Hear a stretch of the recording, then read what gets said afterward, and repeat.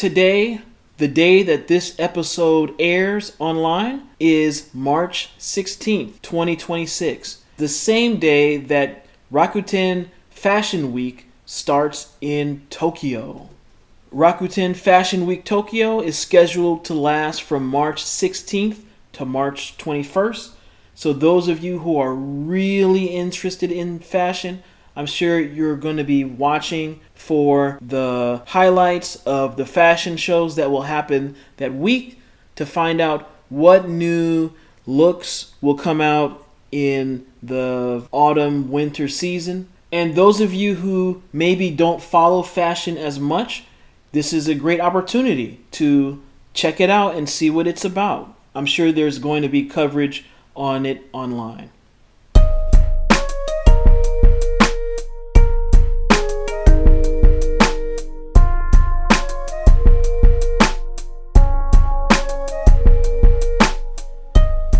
I lived in Japan for 5 years.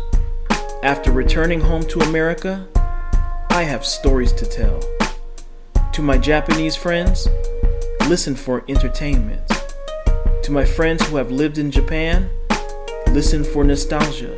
To my friends who want to travel to Japan, listen for inspiration. Welcome to True Stories of Japan.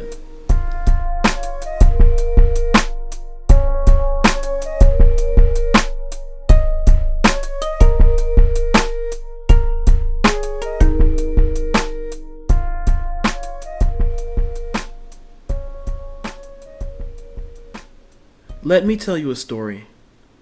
I can remember the night I arrived in Japan. And when I got off the train from the airport, I went to a hotel. After checking into the hotel, I went to find a convenience store that was nearby to get something to eat. So I went there, I bought a bento, I bought something to drink. This was my first time to really be out in Japan at all since getting off of the train from the airport. So I was in the convenience store, I bought my food, and one thing I noticed is two people ahead of me that bought something. There were these two girls. They looked like maybe they were teenagers or college students, and for whatever reason they were dressed really different than anything I would expect anyone to be wearing.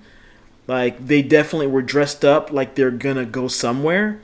And also, both of them had the same hairstyle. The hair was wound up, almost like a snake wound up together and really tall. And it just totally looked different than what I would normally expect someone to look like walking outside. But I thought maybe there's some party or some event or something that they're going to, where they wore this wound up hairstyle that was really tall and this colorful, different kind of outfit, looked like they had dresses on and going somewhere. So that kind of stuck out to me, and I wondered why they were dressed that way, where they were going. I figured maybe there's some party or some event that they were going to. But it still stuck out to me. I noticed that. I also remember not long after that being on the train, and I'm pretty sure it was a weekend, seeing another person walking the sidewalk from my view of the train. And that person that was walking the sidewalk, it was another girl that looks about the same age as the others. But she was wearing something different, something really colorful, something not usual.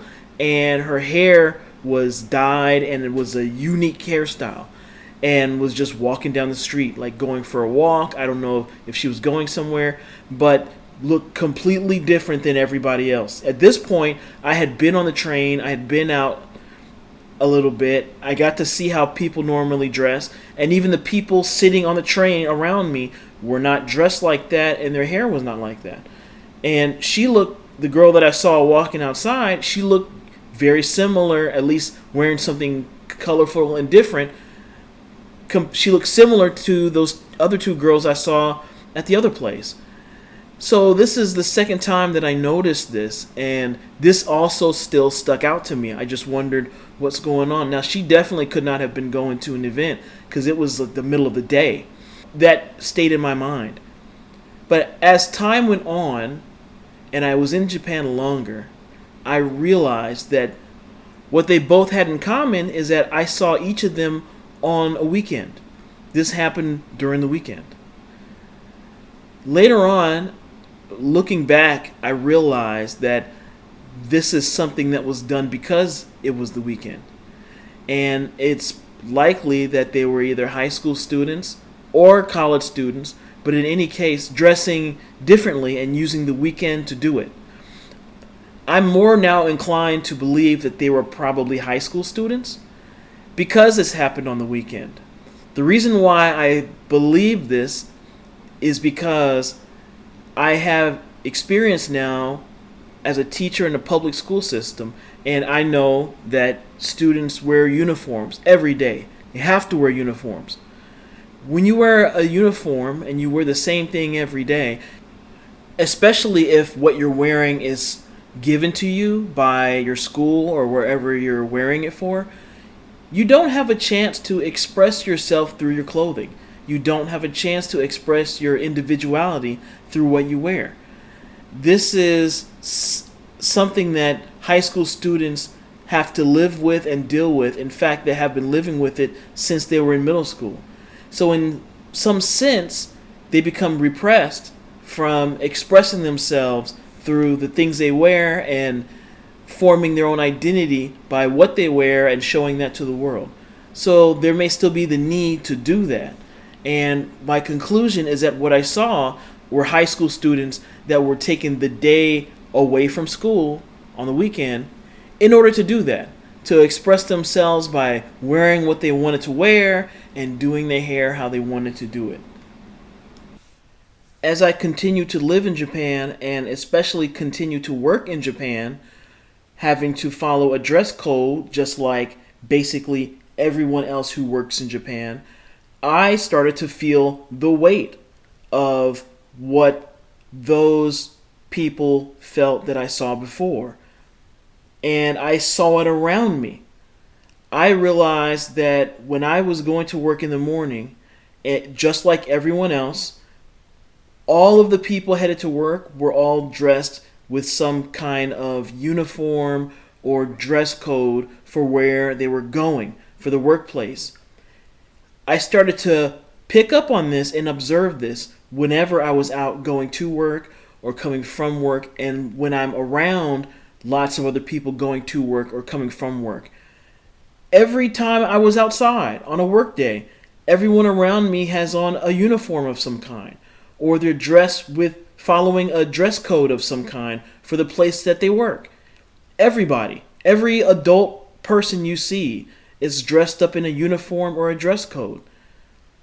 And eventually, it got to a point where I almost never saw an adult wearing anything but a uniform or an outfit for a job.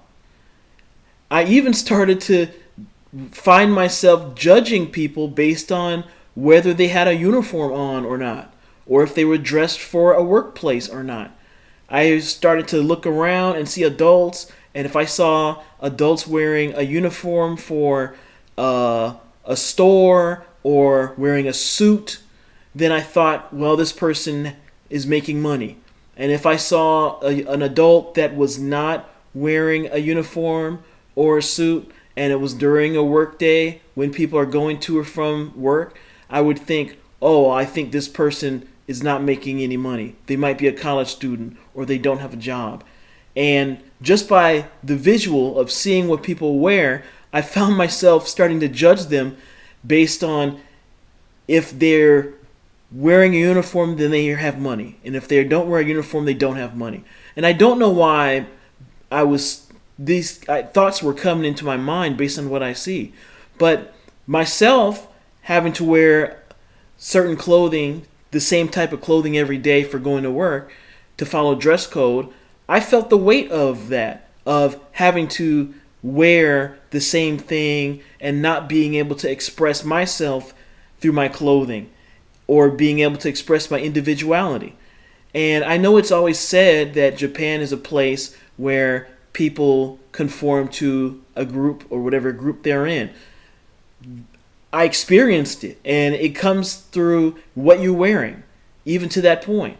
Because every day that you're going to work, you're just wearing your clothing for your workplace, you're following a dress code, or you're wearing a uniform.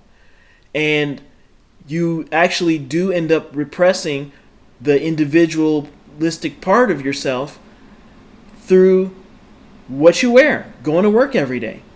And it got to the point that I was so used to wearing my work clothes all the time, when I got to the weekend, sometimes I didn't know what to wear.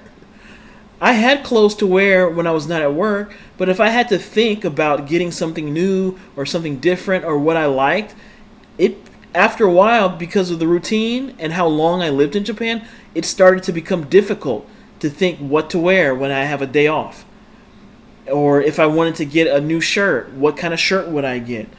How would I style myself? I started to draw a blank mentally about what I wanted to wear, or even who I was if I was going to get something new, because I was so used to just wearing my outfit for work all the time, or my clothing for all the time. And I realized that even as adults, people can become repressed if they just do that all the time and never have time for themselves to do something on their own, to be an individual and to be a person outside of work and to be themselves. So I think the value of fashion and clothing and caring about fashion is actually really important, especially in Japan. I think it really is, because that's an outlet where you as a person can find a way to express yourself as an individual and not lose who you are, even if you have to go to a job every day. And as a result of experiencing this myself and reflecting on those high school students that I saw before, I could understand what they went through, and I realized to some degree I was going through the same thing too, because I was wearing the same thing all the time and was losing opportunities to express myself that maybe I would have had if I was not in Japan. But I think a lot of people may experience this and maybe don't even reflect on it, but I did reflect on it, and I'm sure there are others in Japan who do too. Now, about the same time that I started to notice these things, there was this coincided with some things that happened in music, especially music that I listened to and I was exposed to. So I was in Japan from 2010 to 2015, and somewhere around 2012, 2013, that's when I started to notice a lot of things in hip-hop, which I listened to, started to merge or at least intersect with the world of fashion. And this happened through two popular artists that at the time I listened to and did pay attention to. One of them was Kanye West. Now, Kanye West was transitioning into fashion design, at least publicly, and was making a lot of waves and getting a lot of attention for things he was doing in the fashion world. One of the main things was designing shoes.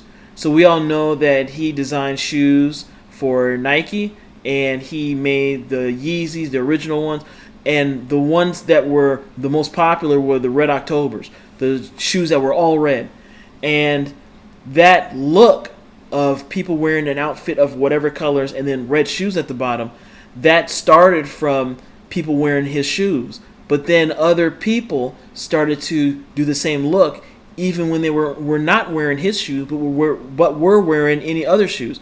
I remember one of them was when Usher performed somewhere, and he had, I think it was red Margiela shoes on with like a black outfit, and he used the same look but used a different brand of shoe, and it showed that people could replicate that look with any kind of shoe, even if it wasn't his, and that made a mark on like style at the time.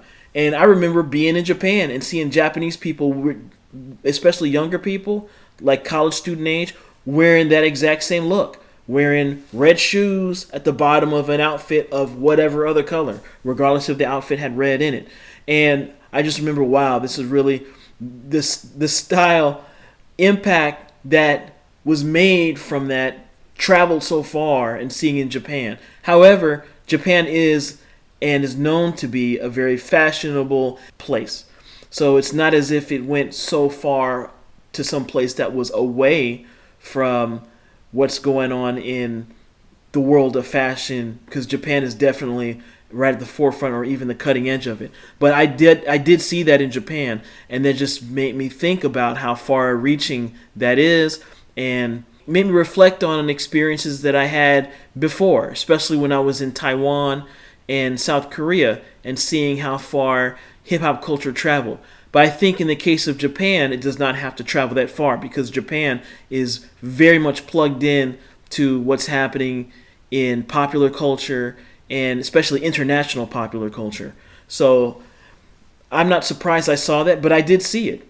And that connection of that, of what I saw, to the music that I was listening to and the social media that I was consuming at the time, and keeping up with what was happening in this intersection of music and fashion and style, made it more relevant for me.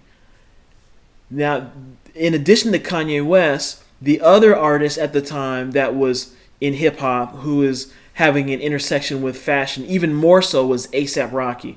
And this is back when his studio albums came out. And he was all in the news at that time, and he was the fashion guy, basically. When it come to hip hop or even like popular music in general, he became basically known as the fashion guy. And he was always wearing something different. He was talking about different high-end luxury brands in his interviews, and on a level that other hip-hop artists I don't think ever did before. So definitely because of him, I became even more aware of who certain designers were, and more than anything, it normalized being aware of fashion as a person who's into hip-hop. Before, and traditionally, when it comes to fashion and hip-hop, usually there are brands that come out and they're made specifically for people who are into hip-hop. If you look in the past, if you go way back, I remember there was Karl Kani back in the 90s. There were other clothing lines that came out around that same time. If you look a little bit later, there's FUBU that came out as well in the 2000s. So these are a couple of examples of clothing that was made specifically for the hip-hop community and comes from the hip-hop community. Another one was Shanjan that came out. I remember I had a Shanjan jacket, actually, when I was in Japan. Fat Farm is another one. And there are others. There are many others. But, but those brands came out of the hip-hop community. Now, also in the past, there were other brands that did not necessarily come out of the hip-hop community or the hip-hop scene, but were really popular in hip-hop. Tommy Hilfiger was probably the main one, remembering back to like the 1990s and so on. And there are others too that did that, but for the most part, whenever I thought about hip-hop clothing, I thought about brands that were made specifically for what they call the quote-unquote urban demographic. Even though I don't really care for that term, but that really applies to anybody who's into hip-hop, because everybody wore it, regardless of whether you come from an urban environment or not. What it really means is people who listen to hip-hop. That's really what it's about. So those are the brands that normally I associated with that, but because of these two artists, specifically A$AP Rocky, he was the one who brought all these different brands and the names of the designers into something that was at the core of what hip-hop was at that present time, and that was current. And because of him, it seemed like it made it normal, and it was cool to see what major designers were doing, and that you could wear them and incorporate them into your own style as someone who is part of the culture and part of the hip hop culture specifically. So because of seeing that and me being exposed to that, that made me curious and interested in fashion in general. And the reason why I took to that is because realizing I didn't know what to wear when I wasn't working. So for me, in the past, the most I ever really paid attention to fashion were those fashion brands that were made specifically for people who are into hip hop culture, like Sean John and Fubu and Karl Kanai and things like that. That was really all of my past exposure to and interest in fashion. However, this was about my 4th year of living in Japan, and wearing the same dress code clothing every day was really getting to me, to the point where when I was off work, I did not know what to wear or even what to buy if I wanted to get new clothing. I felt in some way I might have been losing some part of my identity or individualism and the ability to choose how I wanted to express myself through what I wear.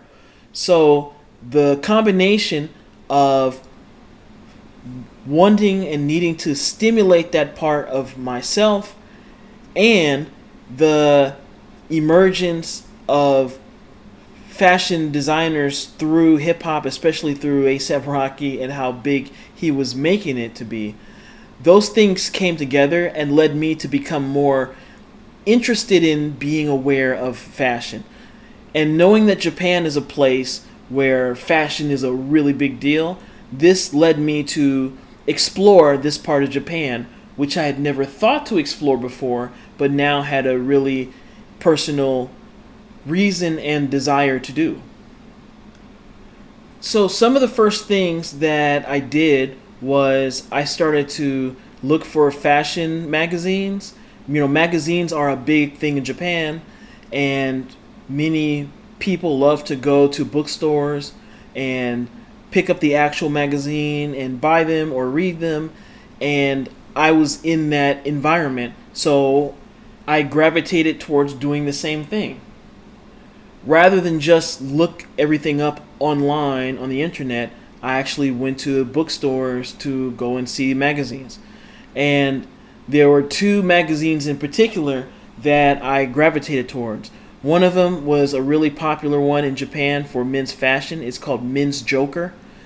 That one showed Japanese men's style and different clothing that was available, that was being promoted, and also just to get more style ideas that were being published and aimed towards Japanese men or men in general in Japan. The other magazine that I gravitated towards even more so was one called Gap Men's Press. And each issue of that magazine was just a collection of photos of fashion shows during fashion weeks for different cities. And the cities were made of the what people call the fashion capitals of the world. And it also included Tokyo. So the cities that people refer to as the fashion capitals are Paris in France, Milan in Italy, New York City in the United States, and London in England.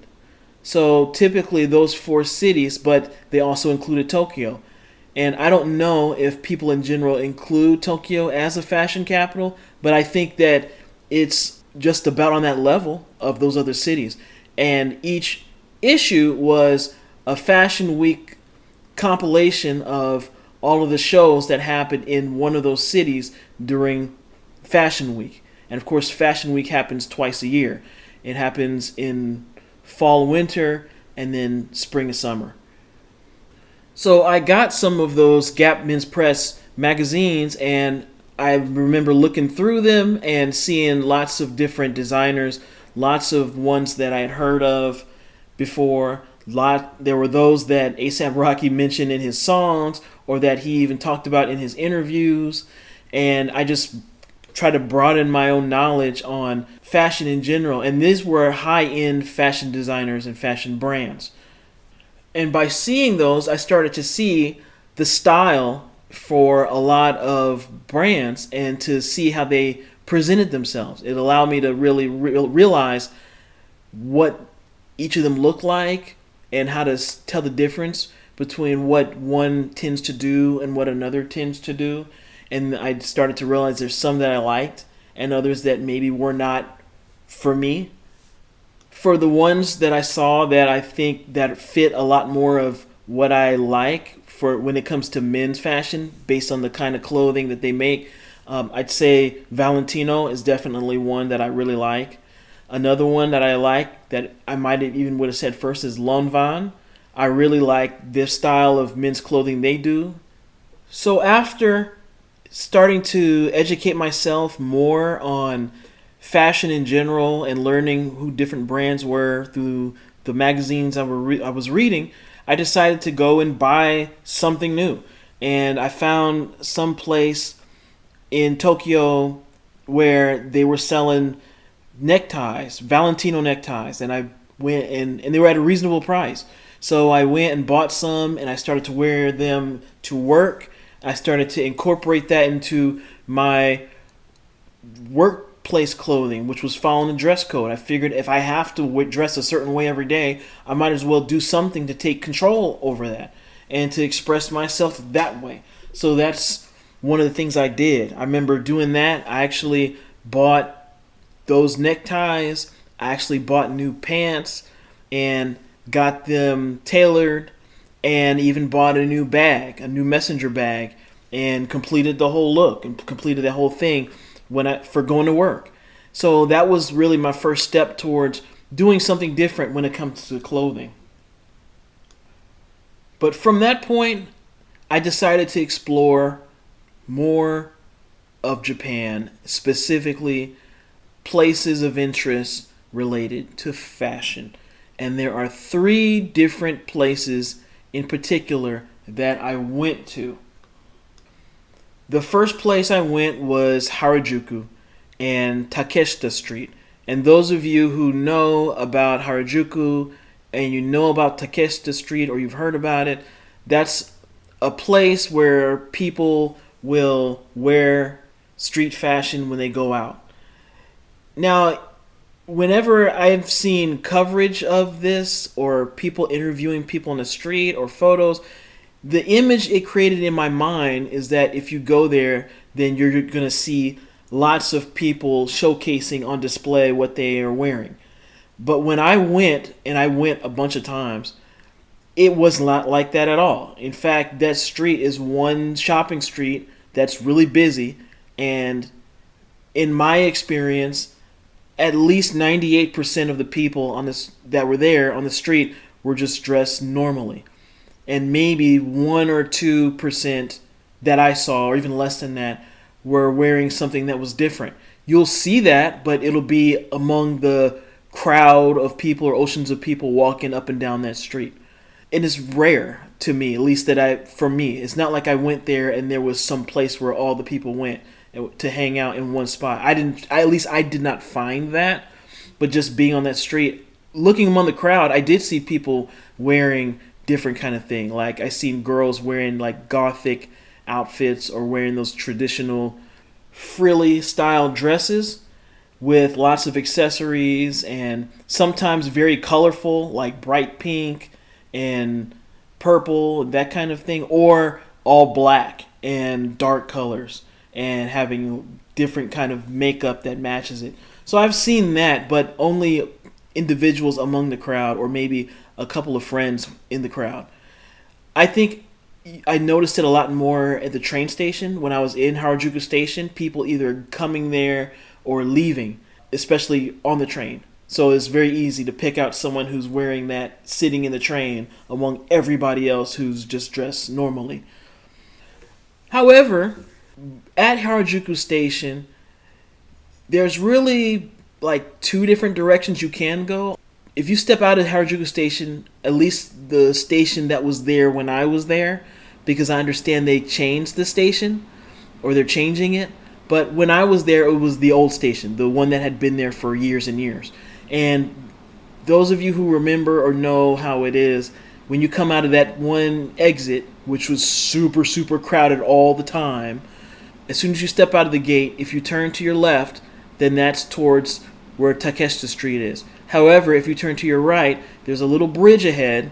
You walk over it, and right when you walk over it, there is Meiji Shrine, or in Japanese they call Meiji Jingu.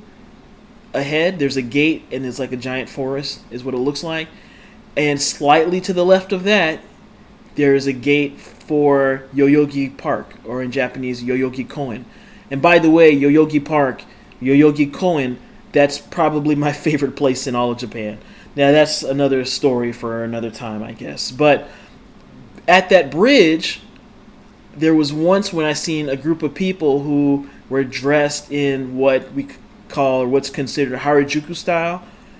Really bright, colorful clothing, just wearing whatever you like to feel fun and to have fun and to just wear what you feel and use whatever you find to express as simply and as playfully and as fun as you like to do. And I seen a few people standing together, and I seen others walking up to them asking, "Can I take a picture with you?" And they took a picture of them and took a picture with them and things like that. I've seen that once happen right at that little bridge. So I did see a little bit of the kind of things that I saw online, but it's not like there's some big showcase where there's tons of people, like a parade or something like that. It's regular people just walking around, and in the midst you might find some people that dress like that.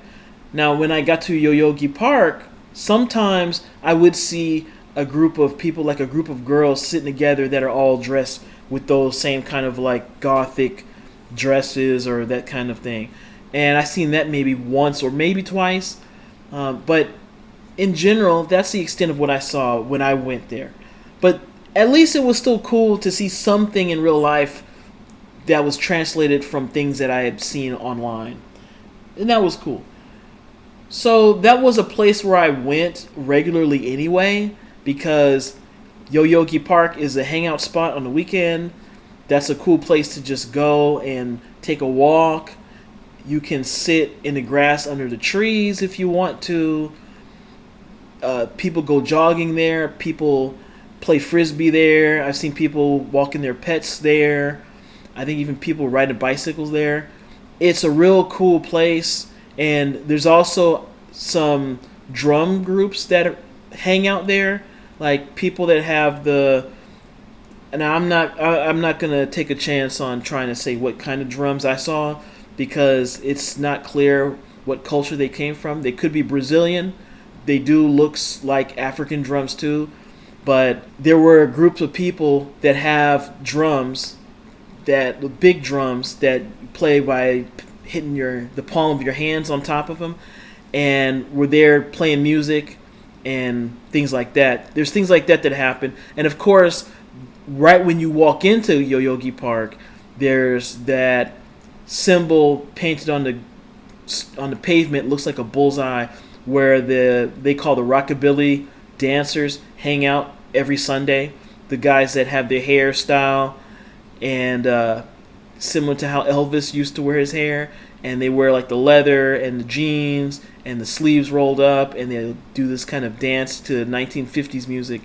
And also there's another group near them of like men and women who dress in 1950 clothes and dance 1950 style. So all that happening there. Those are the things that you usually see when you go on Sunday. Aside from that, there are events and music festivals that happen there that were some of the best fun that I had in my whole time in Japan. But back to the topic at hand. Yoyogi Park and Meiji Shrine, they're on one side of Harajuku Station, and that's where I saw a few people who were wearing whatever they liked along the lines of Harajuku fashion and some of the other types of styles, like the Gothic styles and things like that. And on the other side, in Takeshita Street, was the main place where I saw people wearing those same things. But it was just some people mixed into the oceans of people that walk up and down that busy street. So I saw a limited amount of what I had seen before in internet interviews about Japanese and Tokyo's street style, and what I had seen in photos online of street fashion and street snapshot type of photos. But Harajuku was only the first place that I went for fashion or style related purposes. And that was to go see what people were wearing. The other two places I went were places to buy clothing. And I'm going to talk about those experiences now. The second place I went was a place to buy clothing, and it's a place I had heard about. It's called Dover Street Market, and it's in Ginza in Tokyo. When I went there, it's one building, and I went there at night. It's multi-stories, and when I went inside, it had lots of different featured clothing brands on sale, including high-end brands, those that were really known, those that were Japanese. Specifically, the first ones I saw was a bathing ape, or called Bape for short. I think that's really the only place that I saw Bape on sale in Japan. Even though in the past I went looking for where I thought a Bape store was, and it was not there when I went. And what I saw in real life was not the same as what I saw on the map. Maybe it moved or something like that. But in Dover Street Market, they had a bathing ape clothing on sale. They had a lot of it, or called Bape for short. They also had the Bape style sneakers, those sneakers with the logo that's like the star, looks like a combination of a star and a thunderbolt.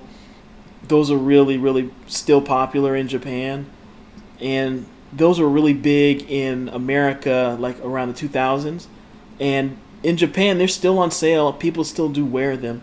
It's not the huge phenomenon like it was back in the 2000s, I think, but they still have that, and it's on sale, and they have plenty of it. And from what I understand, it's still popular. At least it was popular in Japan to some degree at the time I was there.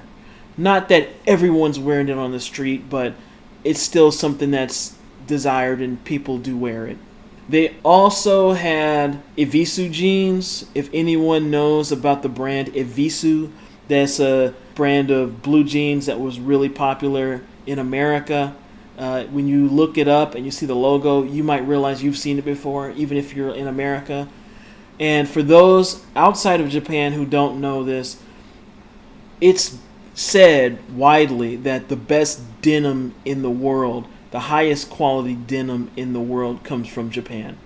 Specifically from some parts of Okayama Prefecture or Okayama-ken. Those of you who may be really interested in that, you can definitely search it online and it will come up. There's a lot of information online about denim from Okayama Prefecture and Okayama-ken. I'm sure you can find cities, areas where it's made and even sold. But it's widely said that the denim that comes from there is known to be the highest quality denim in the world. And Evisu jeans do use Okayama denim. It uses that kind of denim that people love and revere as being the best in the world. And that brand was on sale at Dover Street Market. And there were many others that I don't remember the names of all of them, but lots of different brands, different displays set up so that you can see what's on sale, you can see what you like, and buy what you want. The biggest brand that I believe was there and was the reason why I sought Dover Street Market out is Comme des Garçons. Comme des Garçons is a Japanese brand. It's really famous. It's really popular. Some of you may have seen it, their logo of the heart with the two eyes on it. If you've ever seen that on a t-shirt or on something, that comes from that brand. And it's really, really popular. It's really unique style and is really interesting to me. And even though the name is in French, is a French language, that is a Japanese company and a Japanese brand. The founder and the designer is Rei Kawakubo, and she is a really famous and renowned designer who's known for making really bold steps in the world of fashion. In fact, when she started, it said that the style of clothing that she did, or the style of fashion that she was making, was considered anti-fashion, and it was doing things that were different than what the establishment and the norms were, and really challenged people's ideas of what looks good. Now, the things I'm sharing are things, of course, that I had learned as I started to educate myself about fashion, and especially Japanese fashion history. And Comme des Garçons, and especially Rei Kawakubo, became really known because a lot of what she did when she first started, I think in the 80s, was this style called Karasuzoku, where people dressed in all black, and wearing all black became this trend. And that was totally different than what was coming out of Europe. So there was this challenging of what looks good, what is fashion, that she made her mark by doing. And as time went on, she had a career that got bigger and bigger.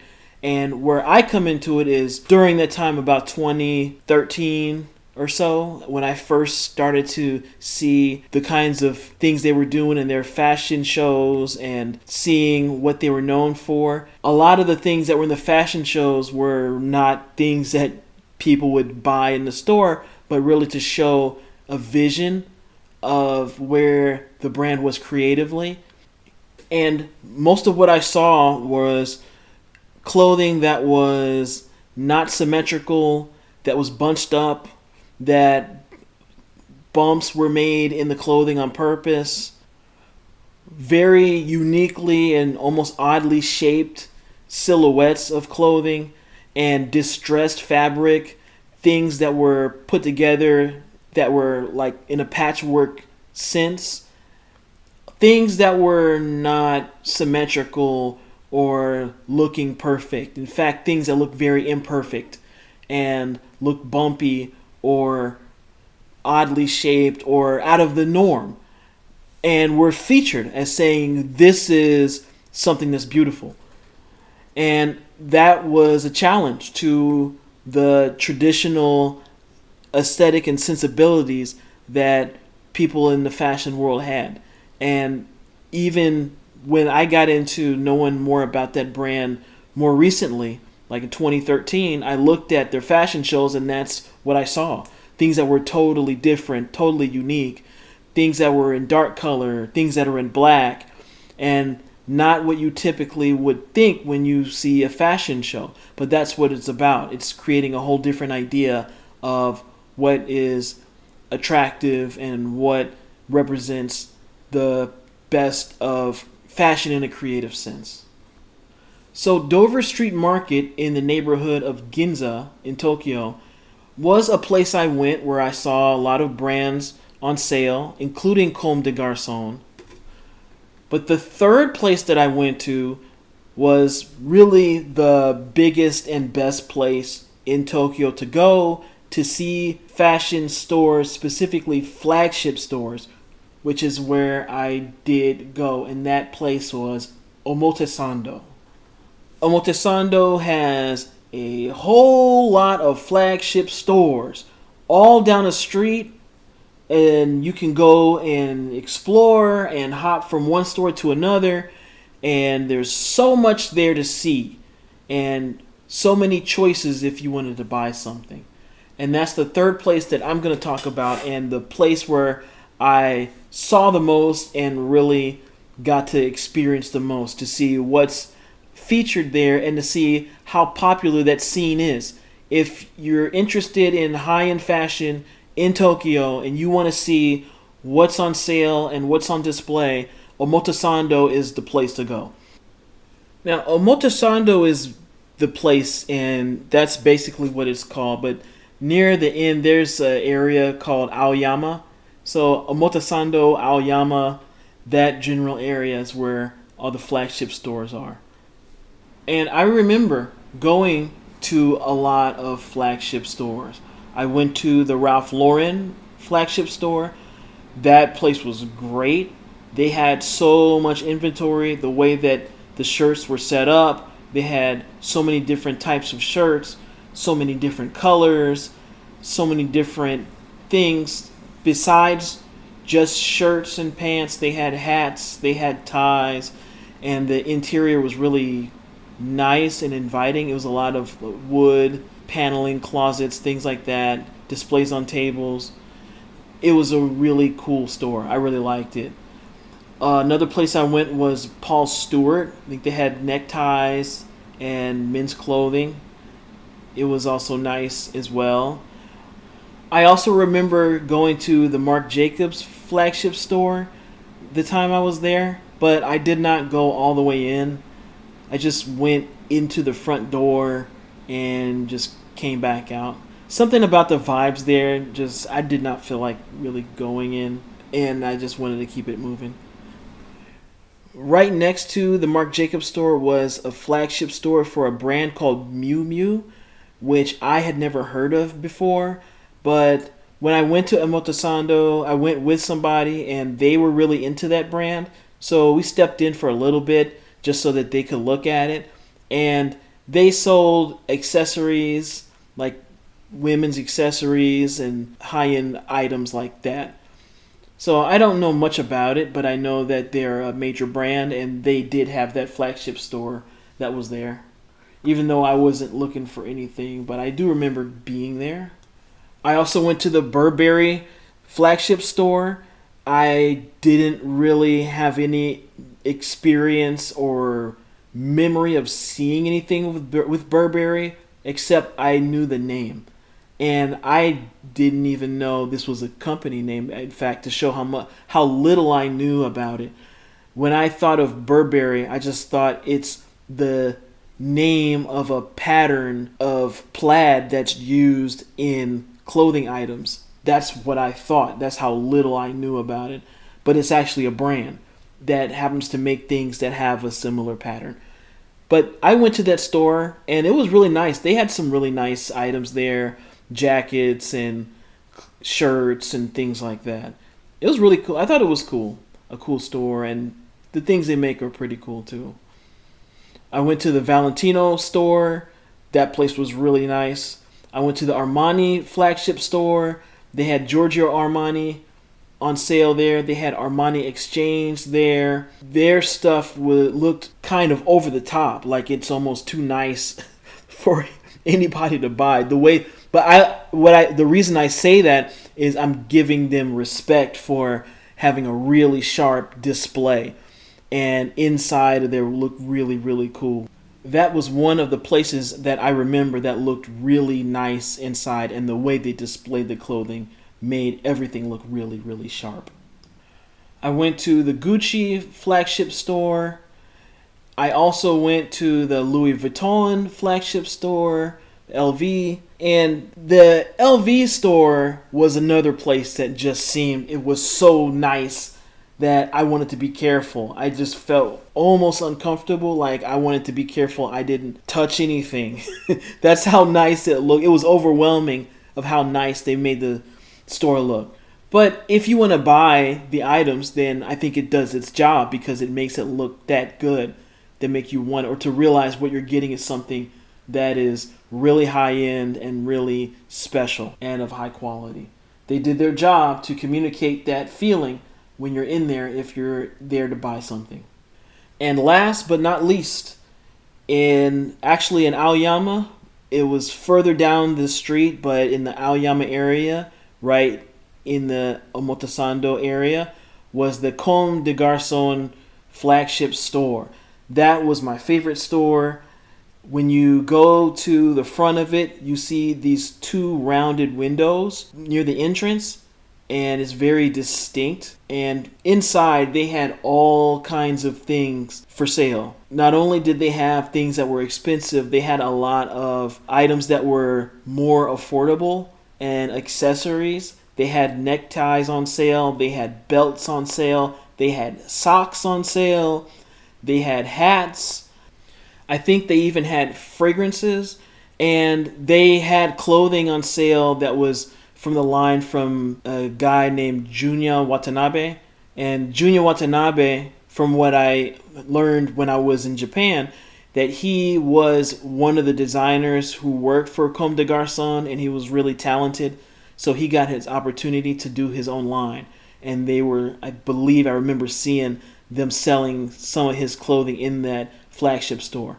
I think they might have also had it in the Dover Street Market as well. I can't remember. But it seems like where there's Comme des Garçons, there's also something from Junya Watanabe. And in that flagship store, there definitely was. And that was a really cool experience just to go there and to be in there and to see it. Something about the way they displayed everything combined with the kinds of items they make just made it seem interesting to the eye and make the place seem like an attractive place you want it to be, where you're going to get something meaningful. So I actually went there more than once. I think I've been to that store twice. And that was probably the place that I liked the most. And I think of all of the brands that I saw, even though I did buy some neckties from Valentino, Comme des Garçons, among brands that I saw in Japan, was the one that I felt the most interested in and the most close to, because the items they have that you can wear every day can go with the things you have. And they have casual items too. It's not just formal. They sell t-shirts as well. They sell neckties you can wear. They sell belts. And something about it, because it's dark and it's a little bit different, and the feeling about what they make, not just the designs of the normal clothing, but the fashion shows they do, it's all creative. It's really different and unique. And there's something just, to me, that's just attractive about it. But that's just me. That's one of the brands that I was interested in addition to the other ones that I mentioned too, like Valentino, Lanvin. And there are other things that I saw in the Gap Men's Press magazine that I like. Of course, Ralph Lauren. I always like Ralph Lauren. I've been wearing Ralph Lauren since I was in high school, and I still do. So that was the last place I have to share. And for me, the place that had the most impact. And it was really interesting to learn about the history of the brand, to learn about the designer Rei Kawakubo, who got into fashion designing when not from straight out of college, but a little bit later in her life, and then did that and became successful and did something different and challenged traditional ideas that were prevalent in Europe about what fashion was, and did it her own way and had her own voice and became successful and is still successful. I think there's something really interesting about anyone who's doing something creative and does something like that. I think that's really cool. And also brought attention to Japan and showed that there are designers out there that have their own point of view and something to say, and don't simply just follow whatever Europe was doing. I think that's also pretty cool too. Now that is the end of the list of places that I went to go see and learn about the fashion scene in Japan. I will note that there is one other place that I had heard about a lot and wanted to go but never got a chance to go, and that place is Isetan. I have heard so much about Isetan being this premier department store for high-end fashion, and where up-and-coming designers can become someone just by having their clothing on sale there. And I was very interested to go to see what men's clothing they have there, but I didn't have a chance to find it. I don't know if it's because I didn't have time or whatever the case may be. But that's one place I had heard about but never had a chance to go to. Nevertheless, I do know about Isetan. I know that it's a well-respected department store, and it's still on the list in my mind of places that matter in Tokyo for going to see fashion at this level. So again, the day that this episode aired and appeared online is March 16th, 2026. This is also the same day that Rakuten Fashion Week begins in Tokyo. So in the spirit of Fashion Week that's starting today in Tokyo, I wanted to share my own experiences with becoming exposed to fashion in Japan, and I hope that you enjoyed listening to these stories of why and how my awareness of fashion really started as a result of my own life in Japan, and how it developed into an appreciation for fashion in general, which is something that was new in my life and I still carry with me even to this day. As this episode comes to its end, I would like to ask you, the listener, are there any fashion brands that you like or that you think are good? Please let me know in the comments. Thank you so much for listening to this episode, and hope to see you again next time.